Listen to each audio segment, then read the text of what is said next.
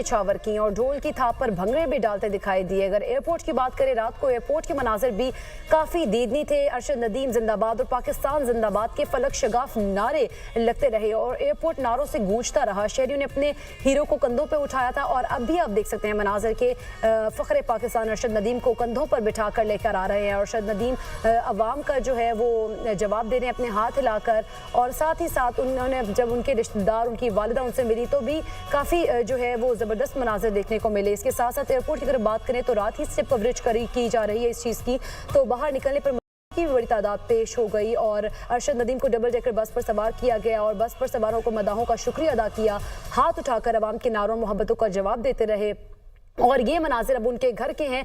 जब वो घर पहुंचे हैं, घर में उनको इस्तकबाल किया गया, पाकिस्तान के झंडे मौजूद हैं और फूलों की पत्तियां निछावर की गई, नोटों की बरसात उनके ऊपर बरसाई गई और साथ ही साथ उनके अहले खाना की जानिब से, उनके घर वालों की जानिब से भी उनका बेहतरीन अंदाज में इस्तकबाल किया गया है। तरह तरह के जो खाने हैं वो बनाए गए हैं, उनके पसंदीदा जो खाने उनको पसंद थे वो हमारे जब हमें रिपोर्टर्स लम्हा ब लम्हा आगाह कर रहे हैं।